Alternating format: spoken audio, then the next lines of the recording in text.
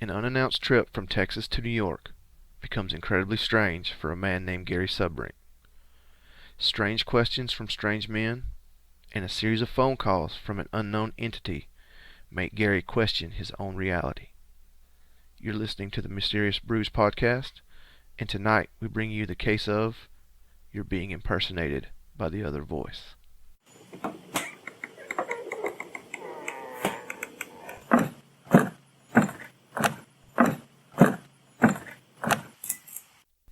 Welcome to Mysterious Brews Podcast, coming to you from a deep, dark, dank, moist basement somewhere in Georgia. It's very moist because it is hot. Yes, it is. Hot. Everybody, when it comes wintertime and I hear people complaining and bitching about the cold, I'm going to remind them. Oh, I do that every year. Like, every year when somebody says, it's so cold, I'm like, you sons of bitches was whining in August. You son of bitches asked for this. Yeah. Now look at you, all musty. Musty. Like musty as shit. Just keeping gold bond in business. All right, so today we bring you the case of Gary Sudbrink. Or, as it is known, you are being impersonated by the other voice. And this is right in my damn wheelhouse. I love shit like this. To say that Coach is giddy is an understatement. I mean, we got clear movement, if you know what I'm saying. Yes. We have lots and lots. I mean, this, to me, is what this podcast is all about. I love this case. I have been obsessed with this case for many years now. More importantly than the case, what are we drinking? Oh, well, we, today, were fortunate enough to get... I had to make a long trip down to Kennesaw because our country asses don't live in a place that has good beers. So, since our case takes place in New York, we went down to Kennesaw and received some Brooklyn Brewery. We got their flagship beer. It is Brooklyn Lager. It is very, very tasty. It's golden color. It's got good malt taste and a little bit of bitterness too. So it is I don't know. Should we start grading our beers, or should we just fuck it? We'll just enjoy them. We'll just drink them. Hey, yeah. I like it. Yeah, I like it. It tastes marvelous. Yeah, well, I mean, if we start grading beers, we're gonna have to get beers we don't like and then just start giving them fucking negative twos. Yeah, and I'm not doing that. So, I'm just gonna buy stuff that I like. Just buy stuff. We'll drink it. But I will say this that is very, very good. So if you get it fresh, as you listen to this will be our third episode. We definitely are trying to work out the kinks. We have received a good amount of positive feedback. Yes, but we did receive some constructive criticism, so that's good, and we're trying to improve that. And please understand, we are working as diligently as we can to fix these technical difficulties, the mic booms, the low voices here, the low voices there. You know, this is a learning process for both of us. We didn't take no classes on that. We did record the first episode twice because the first one was much worse than it. But other than that, we kind of just sit down, drink beer, and talk. We don't. Yeah, that's it. Well, and I want to touch on the beer. You know, going to Kennesaw, there is this little place that nobody knows about, and for some reason, every time we go in there, she always has the beer that we're looking for, and it's a hole in the wall. It's Kylie's Corner Store. I mean, it's crazy. Like, I think she reads our minds. Like, I just walk in, hey, have you ever heard of Brooklyn Brewery? Yeah, I got some in today. Oh, look at that. Yeah. It's kind of like Twilight Zone. Hell yeah. We would like to thank Kylie and her expertise in stocking all the great beers. All right, so, like Coach said, we are working on our technical difficulties. At the time of this recording, Apple still hadn't got off their ass and approved our podcast. So you can find us on Podcoin. You can. I personally wish Podcoin would sponsor us because I freaking love Podcoin. I am 6,000 Podcoins in my bank. As soon as I get to 20, I'm cashing it in for a $50 gift card to Amazon, because we listen to podcasts all the time, so you might as well listen to a podcast that actually pays you to do so. And right now, as of this recording, we are an actual bonus episode, so you actually get an extra half a point just for listening to us, which is awesome. And if you will visit our Instagram page or our Twitter page, Podcoin has graciously given us a code, and you can find that code on those two for extra coinage. I think it's extra 300 coins, either for a charity or for your personal account. That is amazing. Well, the only thing that made me mad, Podcoin did anger me, because I immediately listened to us on there to get my Podcoins, and I wanted to hear how we sounded on an actual podcast. We are pretty quiet on the first one on Podcoin. We're trying to fix that. But the next day, I looked, and we were bonus. After I listened, I was like, "Oh, come on, man!" But I do like Podcoin. So, all right. So getting into the case, I want to just reiterate what was in the opening that Coach spoke on. It is 1993. Gary Sudbrink is an Air Force captain stationed in San Antonio, Texas. He is part of the medical work unit. On February 7th, 1993, Gary plans a surprise trip to Long Island, New York to visit his family. He does not tell anyone of his plans, not even his superiors. His superiors didn't know? Well, from what I could research, his superiors knew they're he the was ones going that to leave. They gave him the leave. He just did not tell them, "Hey, I'm leaving from Texas and going to New York." Oh, he okay. Just said, They just thought he was chilling in the barracks or something. Yeah. Well, he's Air Force, correct? Yes. So he's not the barracks. We're talking about the Hyatt Regency. Probably, yeah. Or if he, really hardcore Air Force guy, yeah. Maybe the Holiday Inn. Yeah. No, just kidding. All right, as Gary goes to the airport, he is approached by a man with a clipboard. And yes. Coach, I'll let you do this one. Yeah, he's essentially approached with a man with a clipboard, and the guy's asking him just a series of normal questions. Gary assumes he's taking a survey or something, but so he's humoring the guy. He's telling him, but he's like, the guy asks him his name, what's he doing there, how long is he going to be gone from Texas, several things of that nature. And then eventually he gets annoyed. He doesn't want to answer the question, so I don't know what he said, but essentially tells the guy to piss off, go away. And the one thing that I researched did not separate the two instances. It's documented that he has this phenomenal memory. He can recall stuff very well, but when it gets to what the specific questions were about, he knows that they asked his name. He knows that they asked him why or how long he'd be gone from Texas. But other than that, he can't remember, anything outside of that. Well, you're in an airport. You're busy. I know Yes. It is pre-9/11, so you're not having to go through the scrutiny you do now. But, you're worried about missing your flight. You're worried about getting something to eat. You got other things on your mind. So that's not terribly uncharacteristic. You may have a great memory, but if it's just not something you really... At the time, he probably thought, okay, this guy's going away. He's never going to have to worry about this again. But as we know, that's not the case here. True. And then he was approached again on the plane. On the plane itself, yes. And is a completely different guy. When you start doing... if you do your own research, like Reddit, the original post says it's the same person that had the clipboard, but it is not. It is not the same person. It's a completely different person, but they ask him the same type of questions. And then I had where he gets a little concerned about what's going on and thinks maybe somebody's trying to rob him. Like, they know he's going to be out of town, so he calls his landlord and's like, "Hey, look, just keep an eye on things." And so therefore the landlord's the only person he ever told that he was not going to be home. He didn't tell him that he was in New York. He just said, "Look, I'm going to be away for a couple of days. Just keep an eye on stuff." Okay. Which is smart. That's that's some street smarts. You start being questioned by strangers about your activities. Yeah, you're going to have a little bit of Gary does comment that there was nothing out of the ordinary about the looks of these men, that they were just basically your average, white dudes. Yep. No crazy characteristics or anything like scars down their face.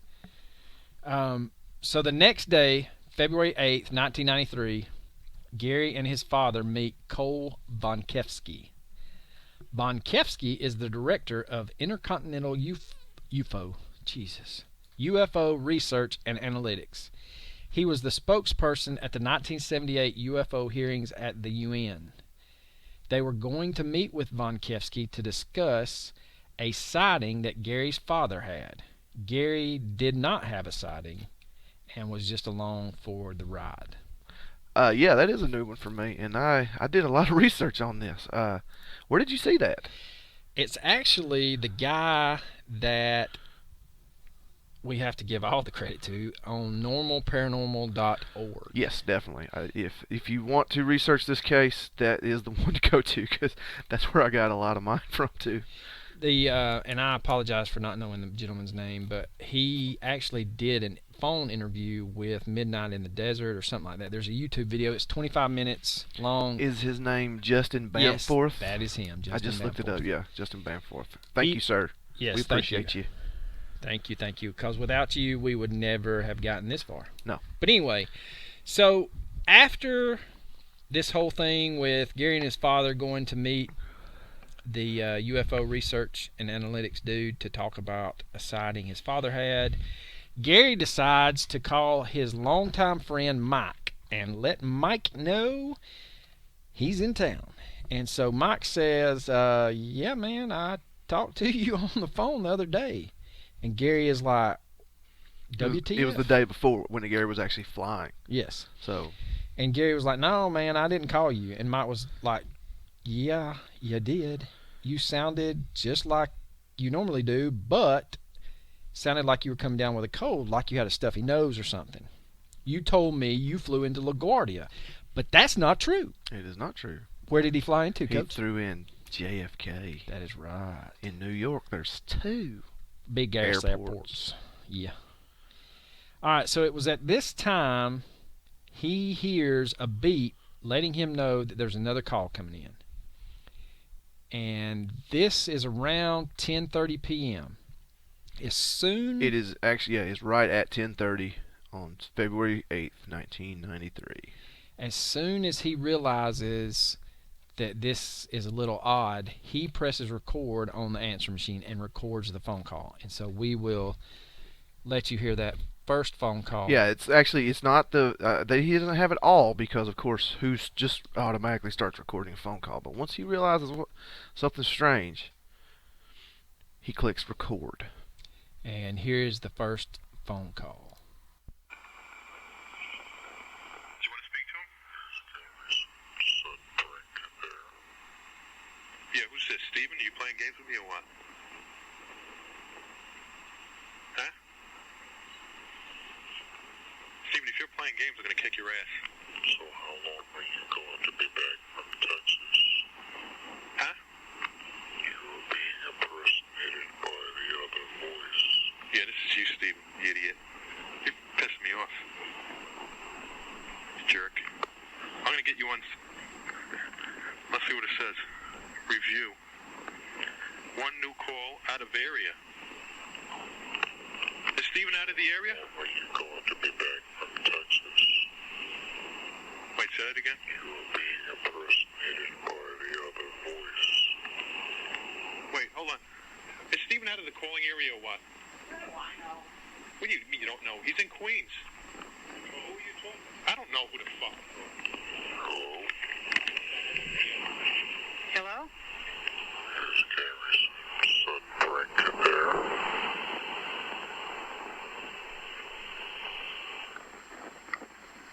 Who is this? Sounds like a freaking robot. Hello? How long are you going to be back from Texas?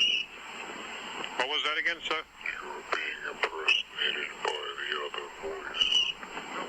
Oh, be quiet, huh? Sorry, would you see that again? Hello? being impersonated by what voice? Hello? Yeah. Hello? This Gary's Sudbrink in there. Yeah, hold on a second. Okay. Yeah, what is your question? I'll answer it. So how long are you going to be back from Texas?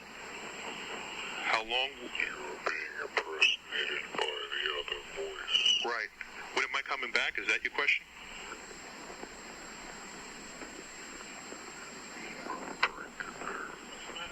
Okay, there was a break. Hold on. You want to know when I'm coming back to Texas?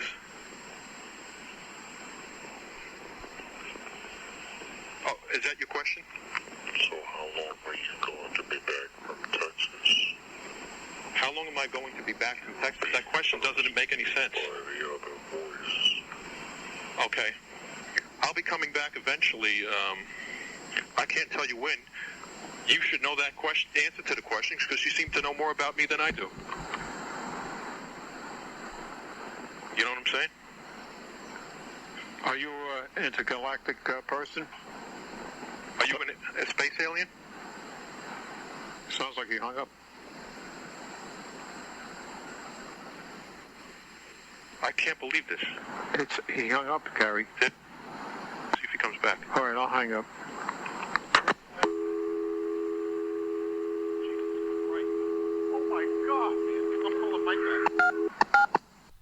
So as you can see, or as you can hear rather, that is creepy as hell. I don't know what exactly I would do if you called me, and that is just crazy. Well, at the end of it, you can tell he is freaked the hell out, and he says at the very end, "I'm gonna call Mike back." Yeah, so he's gonna call Mike back to make sure, because like we said earlier, Mike claimed to have heard from him the day before while he was in the air, and so he didn't call his buddy Mike, and now this robotic voice is telling him you're being impersonated. All right, so the first call lasts approximately 3 minutes 45 seconds, probably a little bit longer than that because he pressed record after he initially answered the phone. Yeah. If you want to know exactly what is said, Normal Paranormal has a transcript. Yeah, yes. Normal Paranormal has the transcript of the call. It's important to point out that Steven, the man the man he claims it is, says the man he's gonna kick Steven's ass. Yeah.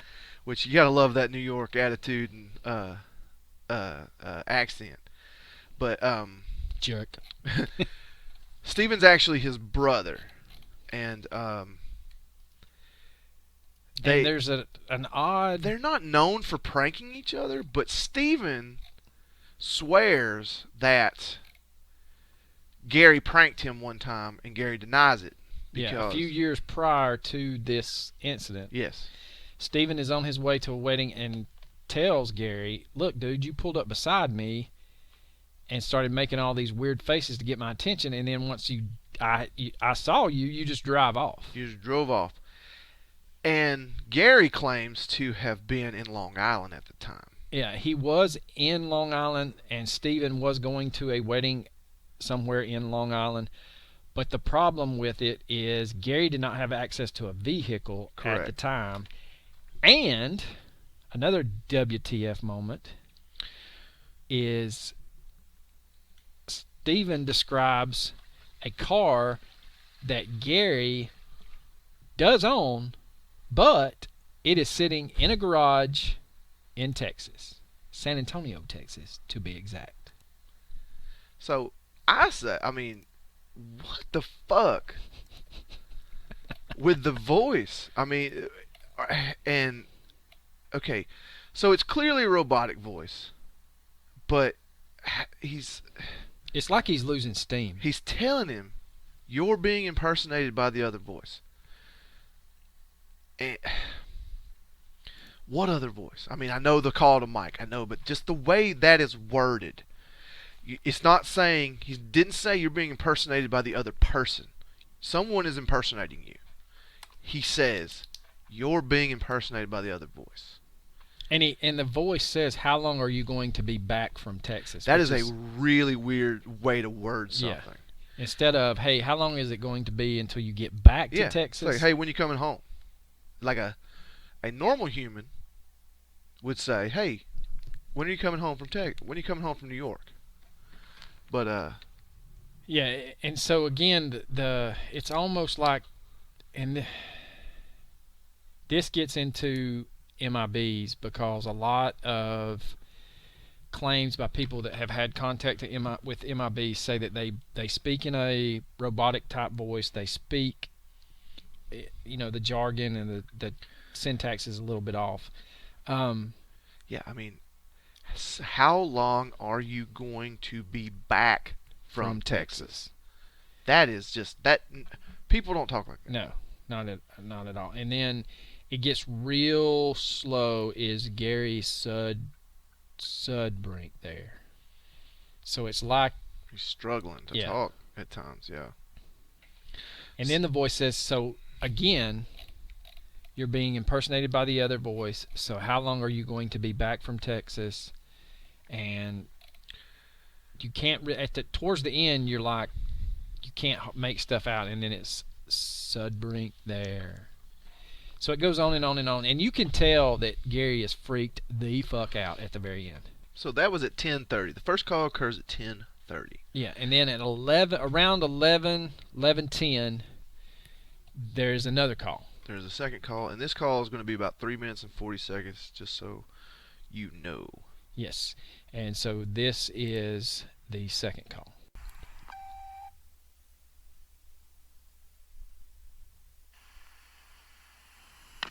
What is your question? Yes, speaking.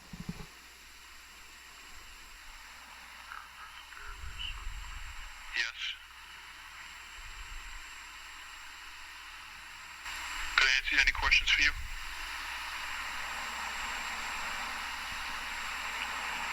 Are you back from Texas? Not back yet, no. How long are you going to be back from Texas? Let me answer. First, you tell me, where are you calling from? This is Gary Sudbrink. Yeah, why don't you tell me where you're calling from? Who is this? What do you mean, who is this? You should know who it is. It's me, Gary.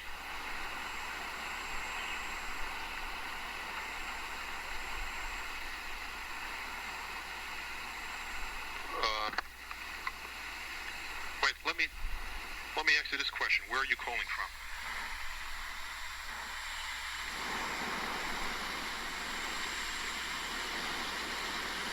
Okay, I'll be back. Excuse me?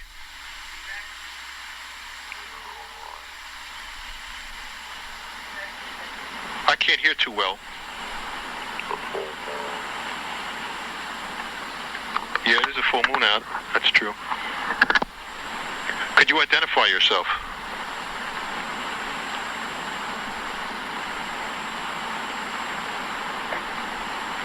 Identify yourself.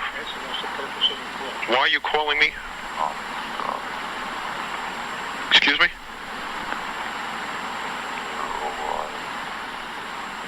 I cannot hear too well. Get on the other phone, it's better. Hold on, let me switch phones.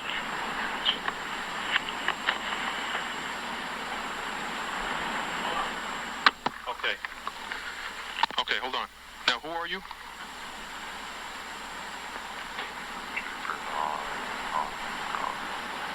Keep an eye in the sky, he said. Keep an eye in the sky? Yeah. Can I talk to him? I had a sighting. Okay, hold on. Say that. Repeat that again.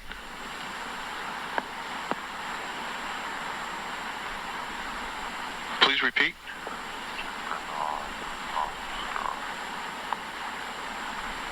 Okay. Near Orion. Holy mackerel. Tonight or guess when? The full moon.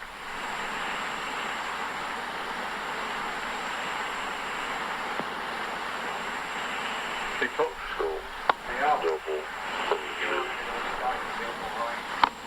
Repeat.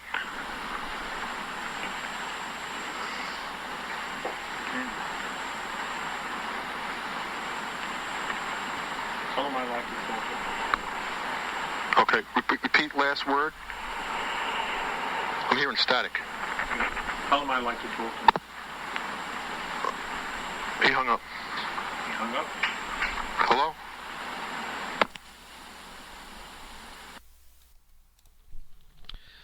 Okay, that one is, I'm officially done at this point. Like, I would be out. Yeah. There's no, See I you, would Mom and Dad. be like, I'm Mom, driving Dad. all the way back to Yeah, Texas. I'm gone. I'll walk. I'm out of the house. There's no way I'm staying there. Like, so at the beginning of that phone call, I mean, the guy just, and I know we'll get into the theories, but the guy just sounds like he's struggling to speak. Yeah, I mean, it literally sounds like he is running on fumes. Fumes, yeah, like. And then, are you back from Texas? And then, how long are you going to be back from Texas? Now, this time, how long are you going to be back from Texas? We add from. But it's still, the way that the voice is wording these questions is weird. Yeah, like, yeah. And then He did say, he said back from Texas last time as well. But now are you back from Texas? And then he adds the extra S's. Yeah. Who is this? Then the voice asked, who is this? Yeah, the voice asked, who is this? Are you drunk? You called me. He said, what do you mean? Who's this? You should know. It's me, Gary. And then he just starts with the keep an eye on the skies, near Orion, the full moon. What? And we'll get into more of Gary's dad's, comments, but his dad basically says, let me talk to him. I've had a sighting. Yeah. And so the voice keeps repeating, near Orion. Keep your eyes on the skies. Orion. Keep your eyes on the skies. Near Orion. And then the comment I found the most puzzling is the show double of you or show double from you or whatever. Yeah, it says show double of you. Like, that is just Cut the tension. I mean, I'm out. I promise you, I'm out at this point. I'm gone. You call me and say this, I'm done. I've already called the police. All right, so and the bad thing here is, it's just, he's gone through 2 phone calls in 40 minutes, roughly 45 minutes. Yeah. So both of those first 2 calls, it sounds like whoever's talking is losing power, or just, like I said, he's running on fumes. And so now we get to another crazy ass moment. This crazy bastard calls back. Well, I mean, we've skipped a bunch of what the fucks, but there's a whole bunch of what the fucks. There's a basket load of them. There's a whole bunch of what the fucks in that. Back the second truck call. up, boys. I mean, we're going. Every single comment the voice makes Is a WTF. is a WTF. But that's not enough for this guy, because at 11:38 p.m. So we're looking at 25, 30 minutes later. 30 minutes later. And everybody's like, Gary should have went to bed. If someone calls you robotic voice twice in about 40 minutes. This was 1993. It's 2019. I still wouldn't be sleeping. No. I still would not be sleeping. Honey, grab the gun. We're going to stay in a motel. So he receives a third phone call of the night. Yes, and this third call is going to last approximately 3 minutes and 33 seconds. And so here is the third call. Okay. Yeah, it's taking time from the talk. Who is this?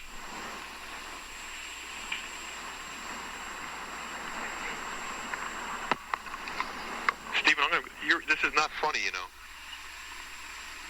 Brian, it's not Steven. What do you mean, Brian? I mean, Gary. How do I know it's not Steven? It's not Steven. Hello? I had a UFO experience in West Virginia, which you probably know. And I know that you're an intergalactic person.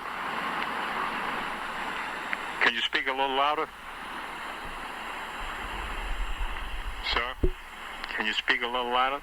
Louder? Let me speak to him, Dad. I guess I don't know what his... All right, I'll hang up so you can talk to him. He wants to talk to you. Okay.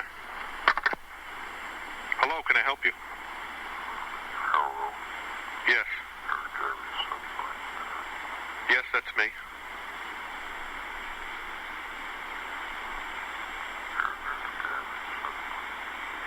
Yes, could you please identify yourself?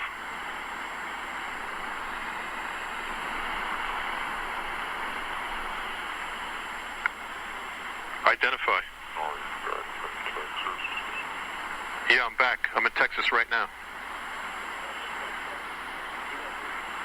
Oh, he asked me a question. No, I'm in New York right now. You know that. Why are you asking me such a question?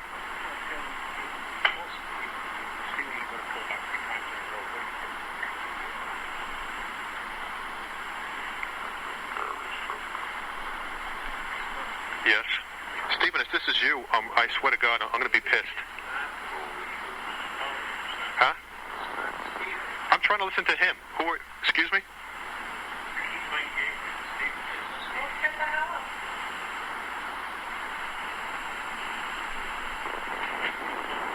Okay. Eventually I'll be back from Texas.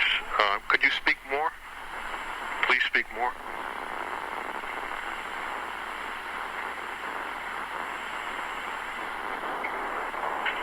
I guess it's not Stephen. I believe it because I'm getting static. Stephen will not leave 3 times. Let me go on this phone because I can never hear on this phone. Hold on. Okay. Okay, please speak. Hello? Keep an eye on the sky. Okay. Should I go out right now? Right now? Okay, see, I'm not sure where Orion is now, but we'll go outside.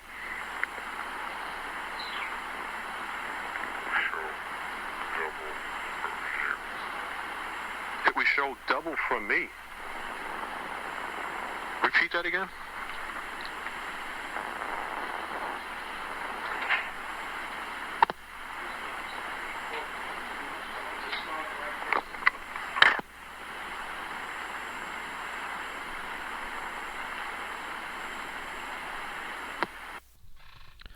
So as you can as you can barely hear, the voice on the other end seems to be even more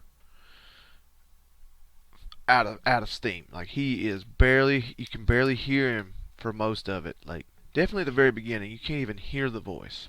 And I think that has something to do with Gary's dad being on the line, to be honest with you. I think so too, but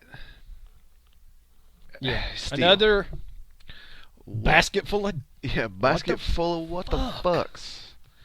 This is off the charts on the what the fuck meter because the line of questioning is very strange. Just going back to his dad is just verbally vomiting all over the phone. Now that is true. I mean his dad definitely was not helping the case, but you still should be able to hear somebody. Yes, I agree.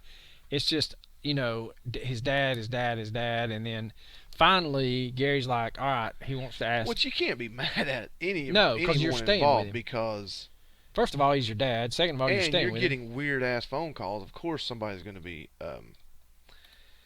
Once his dad hangs up, it does get louder. It does get better, but the same type of the questioning, the same type of Texas. the Texas. Keep your eye on the skies. The full moon show double from you. That's what freaks me out. And Gary thinks that the moon's going to show double, but I think this has something to do with, was it this? Yeah. In this phone call, the voice says, here is Gary Sudbrink, as he's saying, this is him. Here he is. He's going to show double from you. Gary thinks the moon's going to show double from you. Here is Gary Sudbrink. Who the fuck is he talking to? I know. That's what I want to know. That's a who the fuck. Yeah. That's a new one. Ding, ding, ding, ding. Do we count that one? That is worth 10 what the fucks. Yeah. I mean, who's he talking to? Is he... And Gary's trying. He's like, I don't know where Orion's at, but we'll go outside. We'll look for it. And then all of a sudden, click.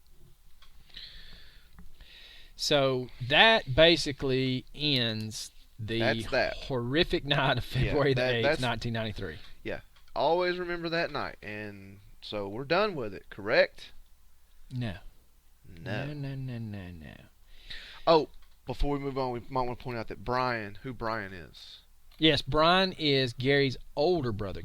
So So in the family, He's moved on. Yeah. Trying to move on from Steven, and now he thinks Brian is pranking him. so Brian is the oldest, Gary is the middle child, and Steven is the youngest. So his dad screws up and calls Gary Brian, and he's like, "What the hell are you talking about? Who's Brian? Brian, your brother, dumbass." And no, I'm blaming Steven.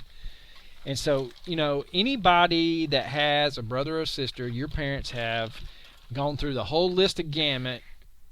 Michael Joshua Joseph Jenkins John Jr. Jacob Jingleheimer Schmidt. Smith, get your ass over. You know who I'm talking to. You get over here. So somehow Gary decides that he's going to go to bed, and He probably did not sleep because I not a promise wink. you, sir. I would be in a corner pissing myself. Promise you, I ain't sleeping. So we fast forward to the next day, February 9th, 1993, and this is approximately at 10:21 p.m. And this is the fourth call, and this call lasts approximately 3 minutes and 55 seconds. And again, what the hell? So here is the fourth call.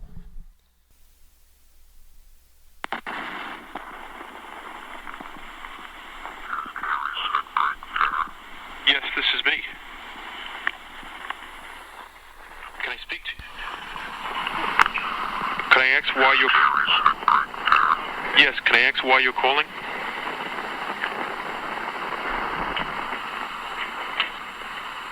Can I please ask... Yes, this is.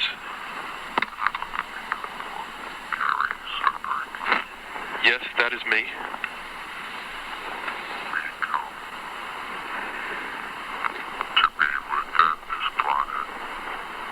Say that again?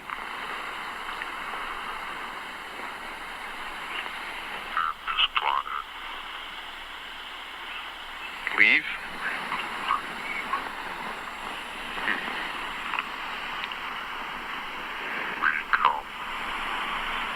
I'm staying right here. Is this a joke or what?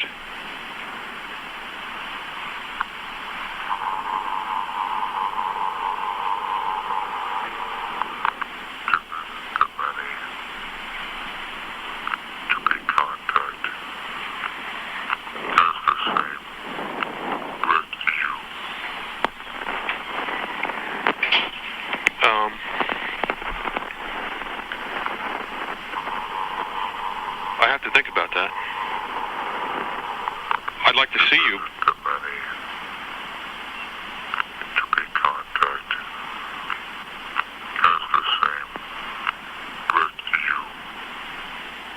Hey, let me tell you something. I've been listening to you, and I've had contacts with you.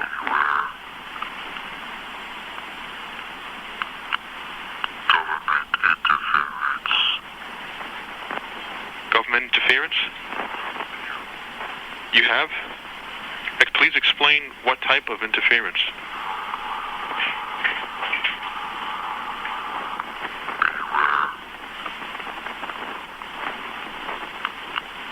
Okay.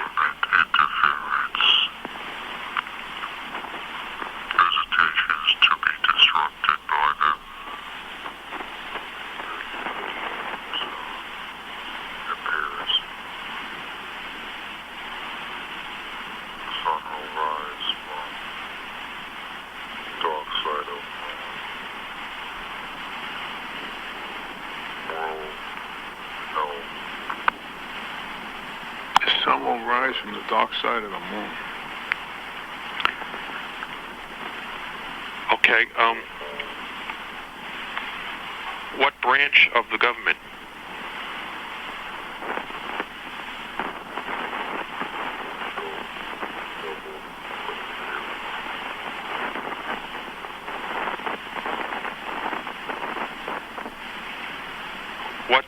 What should I do?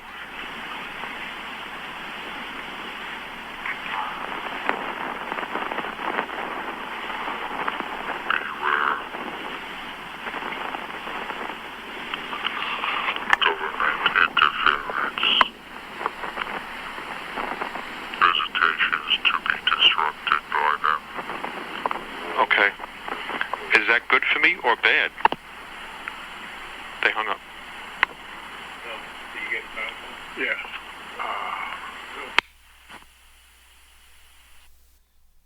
So, This one's even weirder than the other three.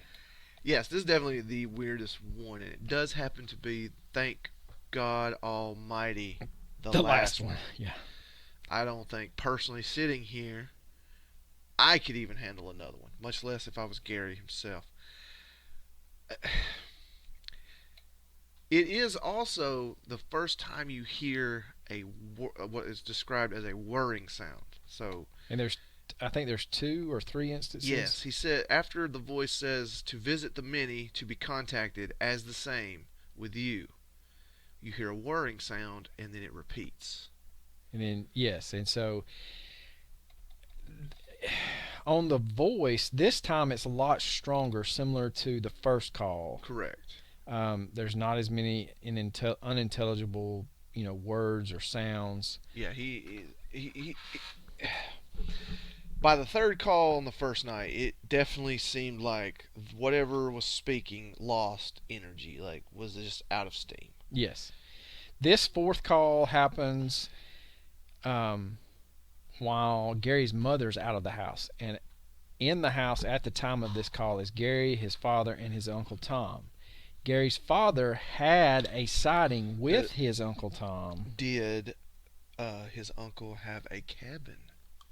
Yeah, maybe, because I thought the same thing when I read that the first time. Does his Uncle Tom have a Have a cabin? cabin And was in it, the woods. was it written about? So basically, Gary's dad has had 2 sightings. He's had one by himself, and then he had a sighting with his brother Tom, which is Gary's uncle. So we're talking UFO sighting. Yes. Okay. And now, here's where we get into not only more WTFs, but also that this voice is a recording or it's disguised and it's being played on a loop.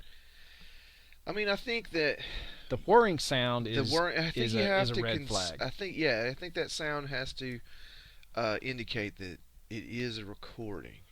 Now, because the whirring sound occurs when, and then it repeats itself exactly. Now, to counteract this whole recording thing, keep in mind, Gary has never had a sighting of his own. He does work for the Air Force, but he has not had a sighting on his own. His father and his uncle have had a sighting. They decide to go to an observatory in West Virginia one weekend because they had read that this observatory had been basically cut down by a UFO laser. And so they were like, hey, hop in the car. We're going to drive down to West Virginia from New York, and we're going to see if that radio tower has been cut down by one of them our UFO lasers. Now, It would definitely have to be a UFO laser because all the lasers I've seen are not capable. no, they'll just burn your retina. Now, here we get into, well, why are you 2 dumbasses bringing this up? The reason I bring this up is the tower that they go to see is famous for finding a helical gas cloud around what? Orion. What the fuck? All right, so going back to, could it be a hoax? Yes, it definitely could be a hoax. It could be a recording. It could be someone playing it on a loop. But, and I just want to play the devil's advocate here, if you have any research into Men in Black, they report that after a long time frame that it appears that these MIBs lose steam and they need to leave, and they will leave abruptly. And they're very mechanical in the way they talk. The syntax in the way that they speak is extremely weird. Now, what does this all mean? It means get the hell out of New York and go get it away. I mean, run as fast as I'm going back to possibly work can. in Texas, and I'm going to find somebody and be like, look, which one of you some bitches? Which one of you some bitches hit me? Yeah, which one of y'all kick me?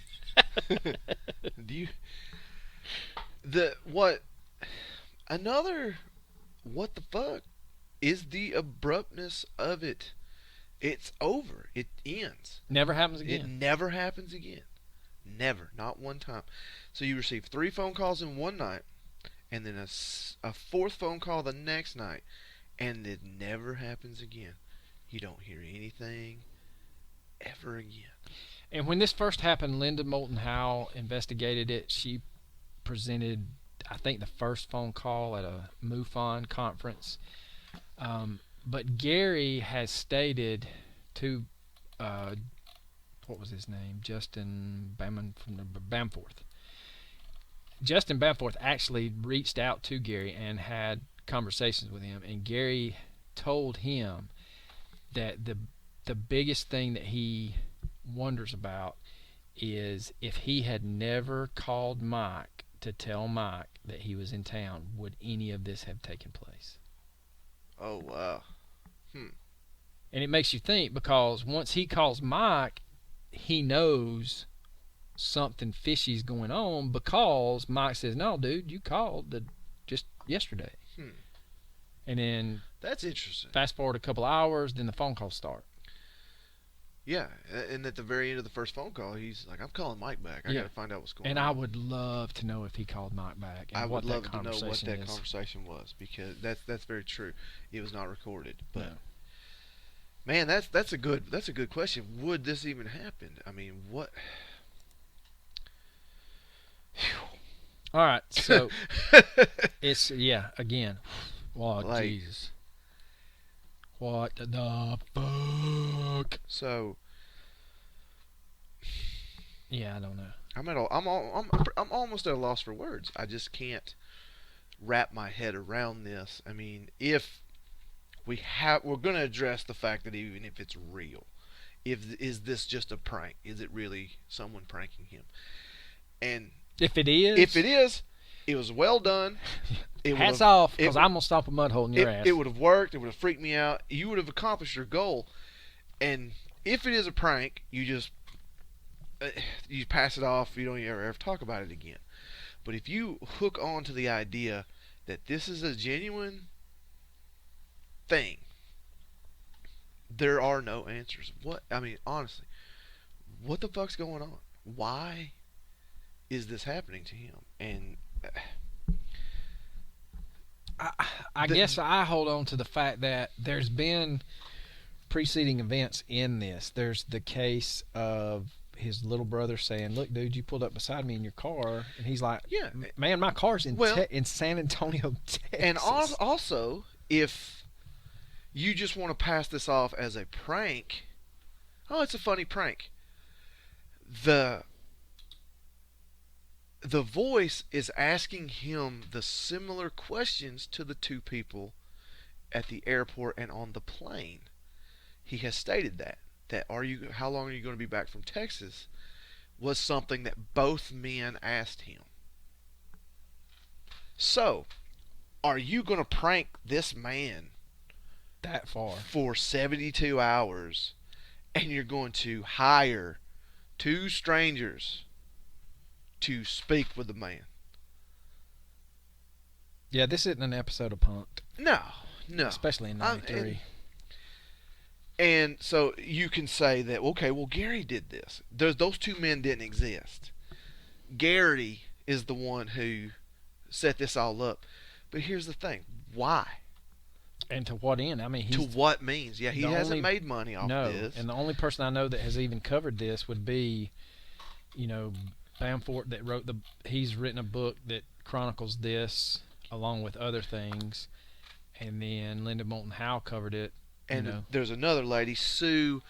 Oh my Lord, this is just a terrible name to pronounce. Wsiatek. Swatek.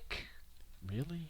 Swatek. Why can't we just phonetically, like, if you have a fucked up last name, in parentheses, phonetically say She how to is say it? also a UFO researcher, and she also presented this case at a event. It's on YouTube. She presents several events trying to talk about the Men. It's a spokesman around the Men in Black. But other than those three people, Yeah, to be honest with you, I was not aware of this case until you brought it up Yeah. to me. and And if you try to research it, you'll find every motherfucker in the country named Gary Sudbrink. There's Gary Sudbrinks out there that have plumbing. if you go onto Reddit, the actual factual person that this happened to, that Gary Sudbrink, has a YouTube page. But it's just a few random videos. It has nothing to do with this is on that YouTube page. And he does not have many followers. He's not tried to quote unquote cash in on this event. So, and I guess that's my thing. If he was trying to cash in on it, then I would have expected to find more clips of him being on Larry King. yeah, exactly. Or something like, doing something Sally along Jesse those Raphael. lines. Yeah, I'm gonna do the talk show circuit. Yeah. This crazy shit happened to me. But that's not the case. So to say that he hoaxed it, I just don't think. I can't buy. I don't think I he can't has buy into any in that it. because if you're gonna go through this much trouble, It's not like them two boys from Carsville that shot the Bigfoot and sewed two beavers and a possum together. yeah, exactly. And yeah, I mean, you're exactly right. Those people that in our great state of Georgia hoaxed the Bigfoot, they were everywhere. They held a press conference. They did talk shows. They were on CNN. I was teaching at the time, actually teaching a class, and was interrupted by someone who was like, dude, they have actual proof of Bigfoot from Carsville, Georgia. Look, I don't think it's coming from Carsville. When proof happens, it's not listen, coming from Carsville. I'm sorry I interrupted your class. I'm sorry. But I was ecstatic. I wanted to believe. Finally. Vindication. Yeah. But those guys were everywhere. This guy Is has nowhere. been reported by 3 people. Yeah. 3 people. So to say he hoaxed it, I say no. But if he got pranked, maybe it was just well timed. Maybe the 2 people in Texas were inconsequential. Maybe. Yeah, but if I'm pranking But- you, I'm going to eventually tell you, hey, buddy, you know Well, that nervous breakdown you had over that recorded voice? That was me. I got your ass. Yeah. I mean, to never say to him, No. well, who's to say that hasn't happened? Again. Yeah, there's nothing on this in the last, 10 years? But these type of phone calls have been reported before. This is not the only case that I found. There was a Reddit page led me down a rabbit hole, but to try to find, it was a woman who said she was contacted by an alien, but I could not find every lead that I investigated came up with a 404 page not found. Imagine that. Yeah. Don't you love that? I think sometimes when I do my research on the company's dime, I think that's Big Brother going, hey, stupid. Yeah. But anyway. I promise you, if people were monitoring internet activity at work, I'd be long gone. Yeah. But I did While we're find banking on you people. I did find another wonderful case. And this guy's name is Jack Sarfati. Sarfati. And I'm just gonna Or rather as we than- say it down here in Georgia, that's old Jack Sarfati. Sarfati. That's exact. Laugh all you want, but that's exactly how I presented Yeah. it to him. That's exactly how it I is. said Sarfati. He's like, no, It's probably Sarfati. Sarfati. Sarfati. So I mean, he's got a little Irish in him. But unfortunately, none of this was recorded. And Sarfati, it happens to be a famous quantum physicist, so he's a very smart man.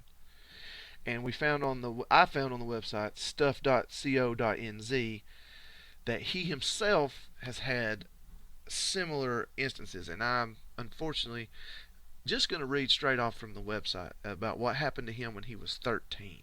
All right, before you get started, though, I want to interrupt and say that this man How dare you interrupt me? has published a paper How dare you, sir? postulating that the entire universe was created in the future.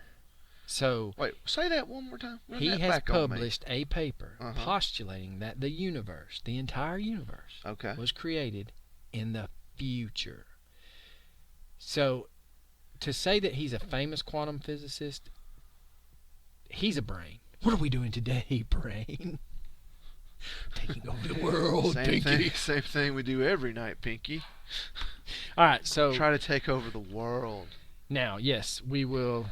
So is it? So what we're I don't know. I'm not So- even gonna get into that. That's just Yeah. effed up. some of the things in quantum physics and You couldn't relative- make it up if you were on LSD.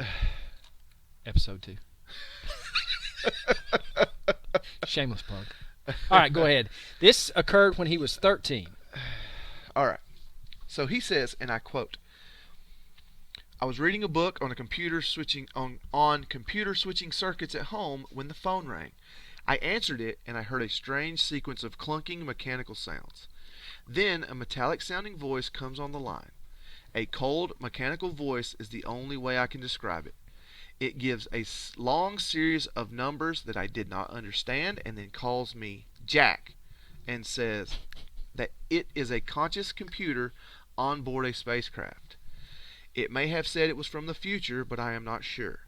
However, that was the implication of what it said. Anyway, it says I've been selected to be one of 400 young, receptive minds to be part of a special project, but that I must make the choice myself. The voice on the phone told me that I would begin to meet the others, and I was to work with in 20 years. I was scared, and everything in me screamed to say no and hang up. I felt a strong jolt of electricity go up my spine, go to the base of my skull, and heard myself say yes. I was terrified and fascinated. The voice said, 'Good. Go out on your fire escape, and we will send a ship to pick you up in 10 minutes. When I hung up, I ran like a bat out of hell and found my friend, Winky, who is now a homicide detective in Brooklyn. We and a few other kids went back to my apartment to wait for flying saucers, but it never came.'" So that was in his own words, but years later, Jack's mother came across an account of Uri Geller, alleged contact by a conscious computer aboard a spacecraft, which mirrored Sarfati's experience even to the details. She said, quote, "This sounds just like all those phone calls you got when you were a kid." And said, Sarfati said, "I was stunned. I only remembered one phone call. I still only remember one phone call. But Millie told me there were many calls over a 3-week period. She said I was walking around the whole time glassy-eyed. Finally, she picked up the phone and listened out of concern for me. She heard the cold mechanical voice, and she told it to quit bothering me and stop calling. So the calls stopped." So, wow. That is strange. So, yeah. First of all, the strangest part is he has a friend that's a detective named Winky in Brooklyn. If Winky ain't 6'3", about 285, Yeah. he's getting his ass whipped every day. Oh, yeah. Winky the detective. Sounds... Hey, Winky, come here. I bet he's got one eye. I bet he's got a lazy eye. That's the same... Hey, what's wrong with your eye there, Winky?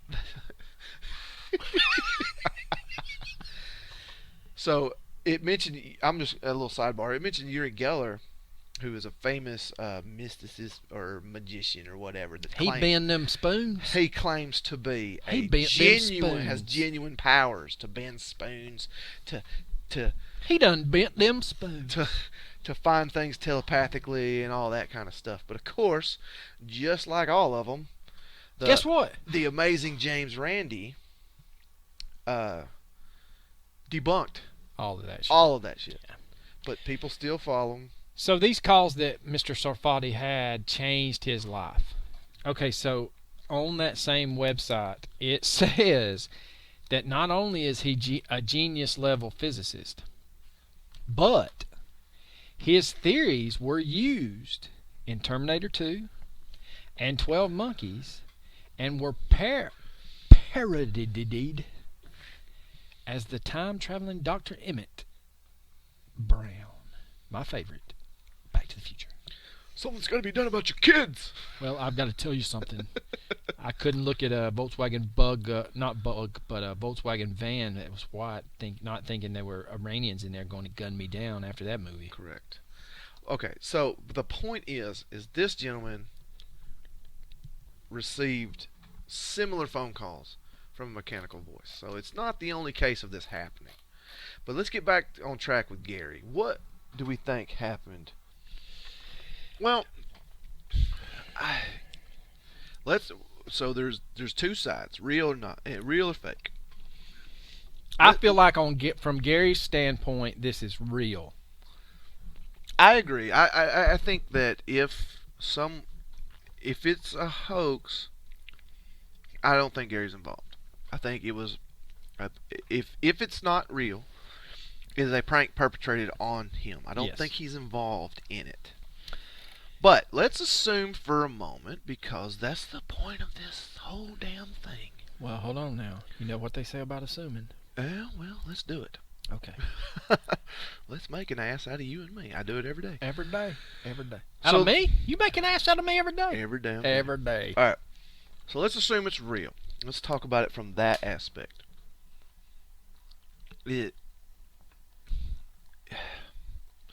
I'm going to side I'm going to take the side of the Men in Black. It's going to be the Men in Black. His father and his uncle have seen something that they can't explain. He is in the Air Force, so maybe they know that he might know something he's not supposed to. Yeah, but he's part of a medical work group. I mean, he's not even... If he was on a flight deck or something like that, maybe. But I don't get the... Well, I don't know. You may be onto something. I mean, medically, they could have been tasked with something that they, he may have had a comment that... He may have got on somebody's radar. He may have said something to someone about his father's sighting, or he just may have got on their radar,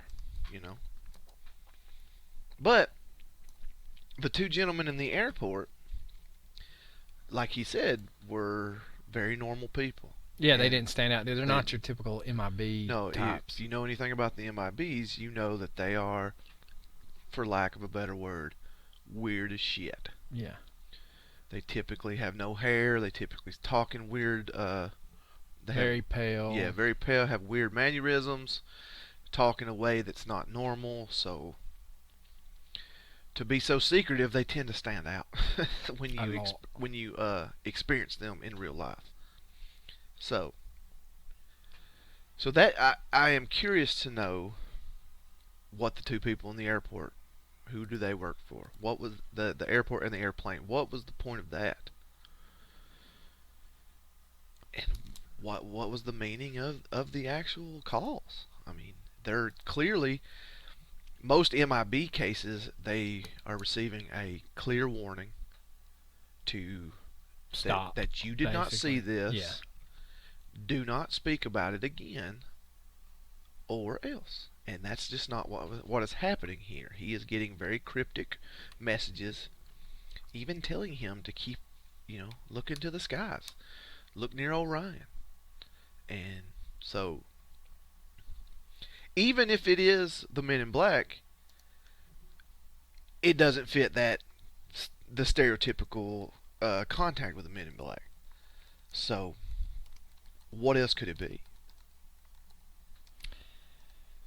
I don't know. I guess the only thing that you could tie it to would be another case of an incident of Mirage Men, where there's a documentary about the government exploited a man's fascination with UFOs, and he basically was being fed this misinformation. But it goes back to, would they do that to someone that's already in the service that has never had a sighting himself? I don't know. Okay. Well, I mean, so the calls came in as a warning. And for those of you that don't know what I'm talking about, it's the Richard Doty case. Richard Doty basically fed this guy that was paranoid as hell all this strange information, and I think if I remember correctly, it led the guy to killing himself. Oh, really? I think. Now, I could be completely wrong, and it won't be the last time. But if you've never seen the documentary Mirage Men, I highly recommend it. But anyway. Well, if you accept that these calls are real, that it is a real event, there's a warning. That very beginning of it, he's telling it. It's not a warning, but he's telling him, you are being impersonated by the other voice. What's the other voice? Is it a clone? He contacted his friend. And his friend said, I've already talked to you. Yeah. Who was the person that contacted the friend? Is that the other voice? Yeah, I mean, well, of course, like that's you said, the other voice. I mean, is this a warning? Who is that? Is the mechanical caller the person doing that? Did he contact his friend? Is it a clone? And now he's getting some sort of warning from... Yeah, I could see it being a warning. This is someone that has... This voice is someone that has been observing Gary's family, and there's 2 incidences of his family having sightings. And so then they are aware of someone impersonating him, so they're calling Gary to say, beware of the other voice, you're being impersonated by the other voice. I could see that line of thinking. I mean... But again, WTF. Yeah, I mean, what the fuck? I mean, it's... And... I mean, what is going on? I would like to take this time to introduce you to the Fuchter scale. And this is something that we have thought about, because if you have paid any attention to the first 2 episodes of our podcast, we have a lot of WTF moments in our research. And so we've decided, kind of like the Richter scale, we're going to come up with our own WTF scale, and it's called the Fuchter scale. Because we're really, really forward thinking and don't copy anybody. So as we sit here at this moment, there's going to be more. WTF Fuchter scale, not Richter, Fuchter scale, is pegging out at about 22. Well, that would be the highest. Yeah, so far. The highest rated one high, so far. In 3 episodes, 22. Yeah. And you may ask yourself, ladies and gentlemen, how high does the WTF scale go? There's no limit. There is no limit. There are no limits to this scale, because every single time, every case that we choose in our research, in our text conversations back and forth, that just is the prevailing question. The Fuchter scale. I mean, what the fuck is going on? Like, we can't get away from it. So, what is happening? Why did he receive the calls? Who was the voice? Who was the person that called his friend? Who were the 2 people in the airport? Who was the guy that his brother saw driving down the road in a car just like the one he had in Texas? If you throw out the phone calls, if you throw out the phone calls that he received at his parents' house, and you only look at his younger brother saying, "Hey, dumbass, a couple years ago you drove up beside me in your car, and he's like, no, that car is in San Antonio. And then you take into account his friend Mike, I would still love Yeah, to have I want heard. to talk. I want to know what happened with Mike. I want to see. I want to hear those Did he phone call calls. Mike back after that call? Yeah, and I don't yeah, know. well, once we get to it, I'm gonna burst the phone call bubble. I'm gonna. I hate to do it, but I'm going to. No, Coach, don't do it. But you're right. If those events took place, all those events took place, take away the phone calls, it's still insane what's going on. It is. So, I still, at the end of the day, my final thought is it could be a hoax. Someone could be fucking with Gary. I just don't think he is a part of it. You know me being the gullible and hopeful person I can be about these mysteries. I will not accept that it's a hoax. I won't do it. But on that note, Here it comes, boys. I have to put a big piece of information in the side of hoax. Someone on Reddit took the 4th phone call and sped it up.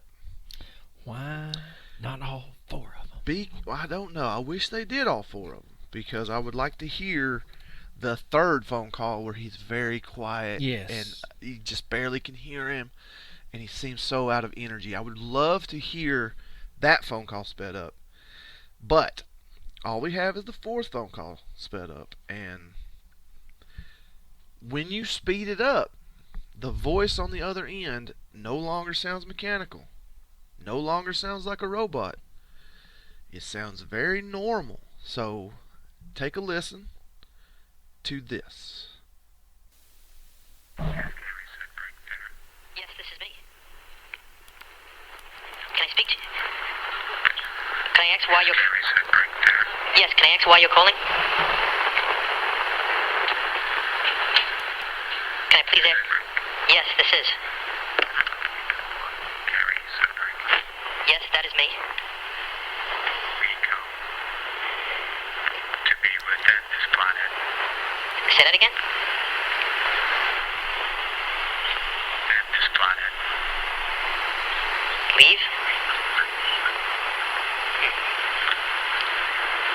We come I'm staying right here. to be within this planet. Is this a joke or what?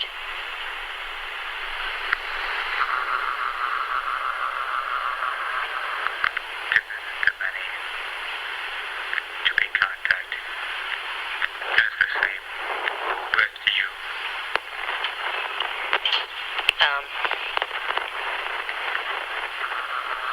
I have to think about that. I'd like to see you. Visit the many. To be contacted. As the same with you. Hey, let me tell you something. I've been listening to you. And I've had contacts with you. Beware. Government interference. Government interference? You have? Please explain what type of interference. Beware. Okay. Government interference. Visitations to be disrupted by them. Appears. The sun will rise from dark side of world. No. The sun will rise from the dark side of the moon. Okay, what branch of the government?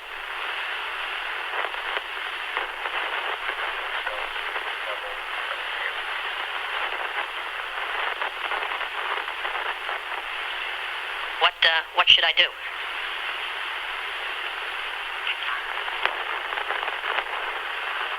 Beware. Government interference.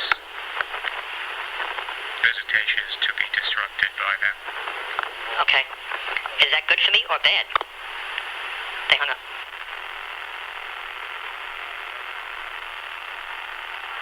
Yes. I'll tell you who it is. Hello? Yeah. Do you want to speak to him? Is Gary's Sudbrink there? Yeah, who's this? Steven? Are you playing games with me or what? Huh? Steven, if you're playing games, I'm gonna kick your ass. So how long are you going to be back from Texas? Huh? You're being impersonated by the other voice. Yeah, this is you, Steven, idiot. You pissed me off. Jerk. I'm gonna get you on. Let's see what it says. Review. One new call out of area. Is Steven out of the area? How long are you going to be back from Texas? Wait, say that again? You're being impersonated by the other voice. Wait, hold on. Is Steven out of the calling area or what? What do you mean you don't know? He's in Queens. Who are you talking? I don't know who the fuck. Hello? Hello? Is Gary's Sudbrink there? Who is this? Sounds like a robot. So how long are you going to be back from Texas? What was that again, sir? You are being impersonated by the other voice. Oh, be quiet, huh? Sorry, would you see that again? Hello? Being impersonated by what voice? Hello? Yeah. Hello? Is Gary's Sudbrink there? Yeah, hold on a second. Yeah, what is your question? I'll answer it. So how long are you going to be back from Texas? How long? You are being impersonated by the other voice. Right. When am I coming back? Is that your question? Sudbrink there. Okay, there was a break. Hold on. You want to know when I'm coming back to Texas? Oh, is that your question? So how long are you going to be back from Texas? How long am I going to be back from Texas? That question doesn't make any sense. By the other voice. Okay. I'll be coming back eventually. I can't tell you when. You should know that question, answer to the questions, because you seem to know more about me than I do. So that was actually the fourth call first, and then the first call second. And yeah, when you hear it sped up, very normal sounding voice, soft spoken still. And doing research, you'll see that people try to claim that that's Gary on the other end. That is not Gary. No, there's no way. But I mean, it doesn't. It's okay. So that is a normal voice, sped up. It is slowed down on the tape. On Gary's calls, it is slowed down. That is not. I think that's undeniable. And to what I'm saying about the,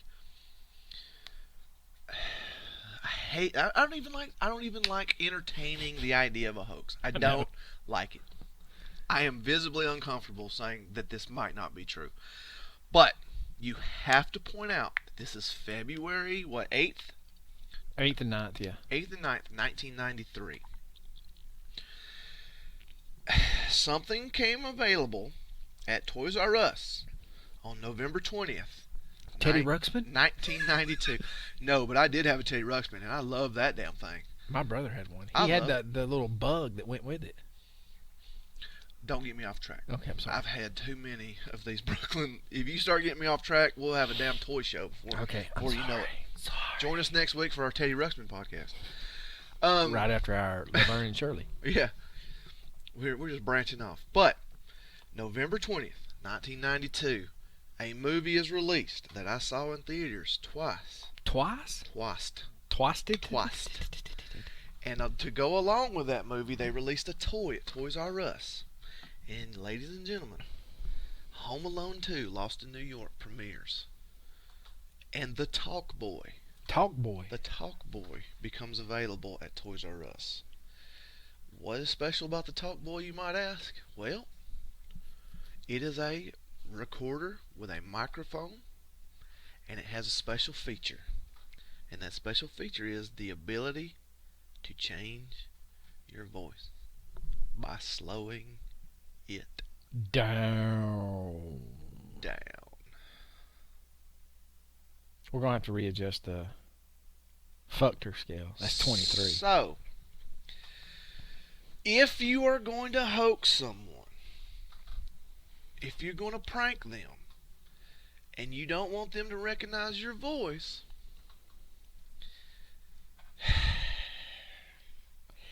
But I go back to you now have the ability to do so with a cheap, relatively cheap kids toy. True. But I go back to, I still don't feel like it's Gary has any knowledge of this. I 100% believe that Gary has nothing to do with this. And I also will go as far as to say that unless Gary is living under a rock,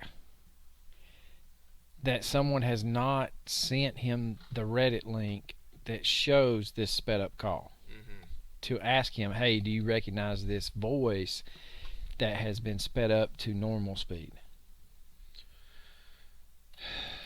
And I would like to know. Okay, so I thought that I came up with a very brilliant thing, because I just read on the Talk Boy that it could decrease the speed when you hit the slow feature. The playback speed of what you recorded is at 76%. So I went on a mad tear of I'm not going to call it drunk math, but I am going to call it inebriated. Buzzed math. Let's call it buzzed math.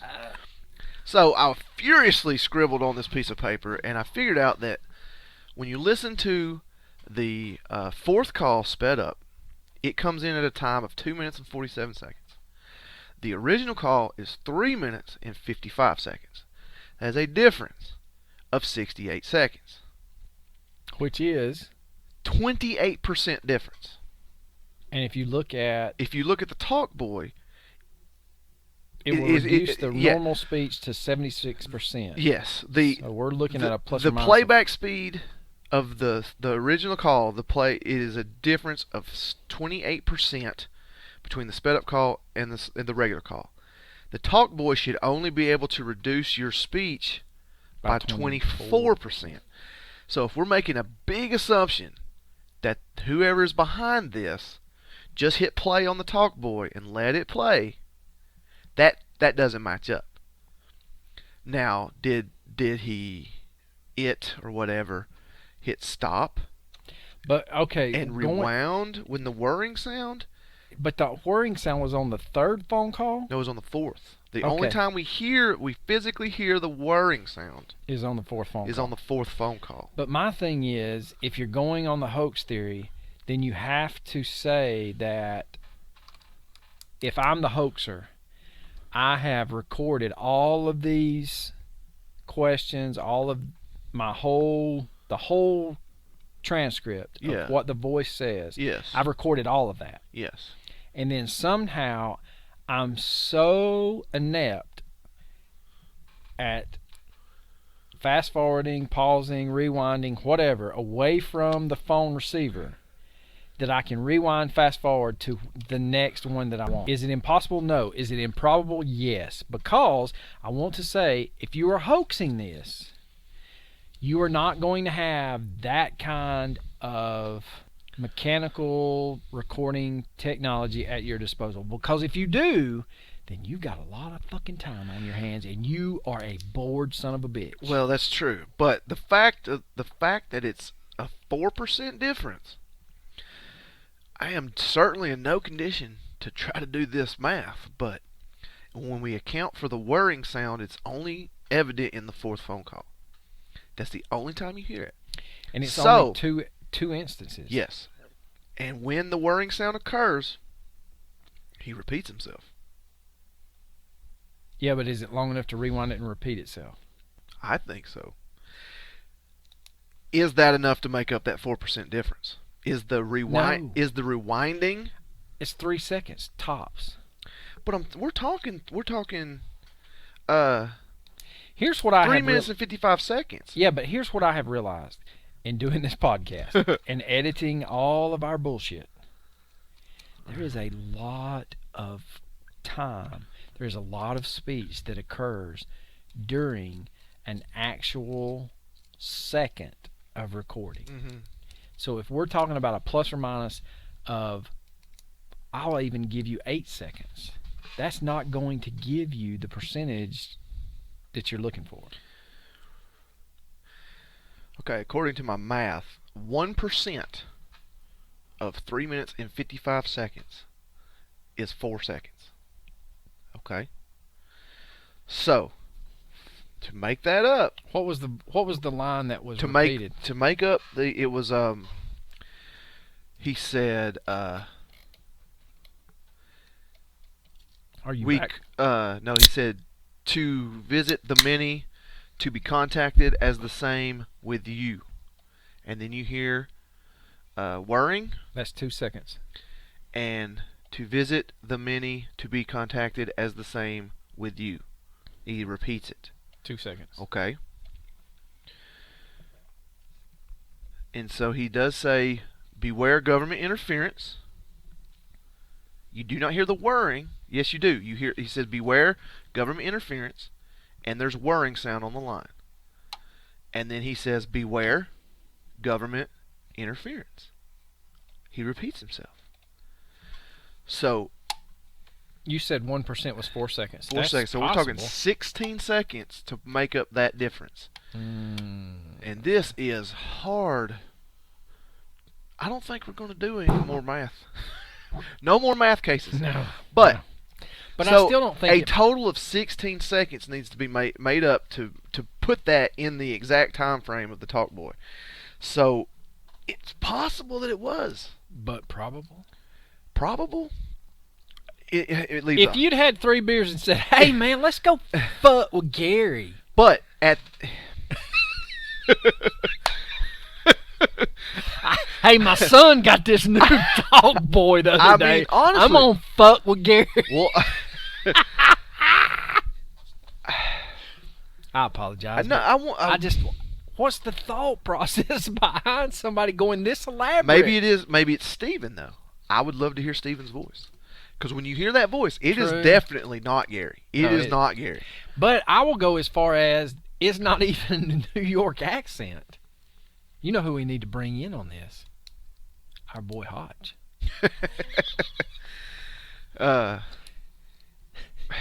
Genius level. I do not. If I ever turn him on this podcast, he may cuss us. I'm not ever going to say this is hoax because I don't want it to be. I want it to be real. But you have to account for that. You do. You have to account for that. And I'm sure someone much smarter than us could put that real math together there. And honestly, I could be completely wrong with my math. But Well, here's the other thing, though. I go back to, do I believe it's 100% real? I think Gary has no inclination. He is genuine on his side of those phone calls. I agree. I will agree with that. I Now, don't think Gary's involved. I will go one further. I will say ego in 90% of, I will even say 90% of New Yorkers, friends. How many New Yorkers do you know? One? Yeah, but they're braggadocious. But based on him, yeah. Yeah, they're very braggadocious. But my thing, hell, let's just go 90% of America. If you're going to fuck with your friends, how long are you going to let them go? A month? 6 months? Are you going to let it take root on the internet before you go, hey, man, before you make a total ass of yourself? My boy got one of them there talk things, and we fuck with you when you was up there at your parents' house. Well, it's possible that happened. How are you going to sleep on that? I'm going to tell you something. If I pulled that off on you, within 6 months, I'd be like, Coach, let me But tell you something. you have to admit It's possible. that it's possible that the person behind it did, in fact, spill the beans. To And Gary they- later. To Gary later, and it's just not been. And Gary's like, fuck it, I'm not going out. Yeah, Gary's just like, you're an asshole, and just never said anything, never corrected only the 3 people that have reported on him. I don't know, though. I don't know. I mean, Gary has been interviewed. The guy from Normal Paranormal interviewed him. I would love anybody that has read that guy's book. The 2 other people have interviewed him, and he never said that it was a hoax. He never said that. But maybe he knows and just didn't decided to say screw it, you know. I'm not. Let's play along with it. He didn't try to make money off of it, but maybe he had these tapes. Maybe he's like, hey, let's go screw with these people at this MUFON conference. Let's just, I'm gonna approach Mirage somebody. Man. Coming back to my Mirage Man theory. Yeah, I don't buy it though. All right, so I want it to be real. I really do. It's real. Yeah, anybody that has read The Spectrum by Justin Bamforth, and please leave us a message on our Instagram or our Twitter. At Mysterious Brews on both of them. And again, I love this case. This case fascinates me. Well, I think it's Beyond fascinating belief. because there's so many. So I would just. What the fucks? Yeah, I mean, there's so many of them. If it's real, and I'm not going to say it's a hoax. You're not going to get me to say it, but you cannot ignore. You cannot ignore the toy that was released 3 months and some odd weeks beforehand. Yeah. That has the capability of doing that. You That's just true. can't ignore that. But at the same time, maybe that person did use that, but they were the information provided was still valid. They just didn't want him to know it was them. Maybe he still said, "Look, you're being impersonated. Somebody's taking your identity. Somebody has called your friend, pretended to be you. Somebody Has a car just like yours. had tricked your brother. Just beware. Maybe it was a valid warning used through that device. You can't ignore the talk boy. You just can't. No, you can't. I go 75% true, 25% hoax. I think I'm going to have to... You going higher or lower? see, every fiber of my being 90-10. wants to go 90-10, but I think I'm going to have to agree with you. I agree 100% that Gary was not aware of what was going on. I think we're both 100% in agreement that Yeah. Gary is on the innocent side of any elaborate hoax. Yes. But I'm going to have to agree with you. It's about 75-25 because the rational side of me and the practical side would go very much higher.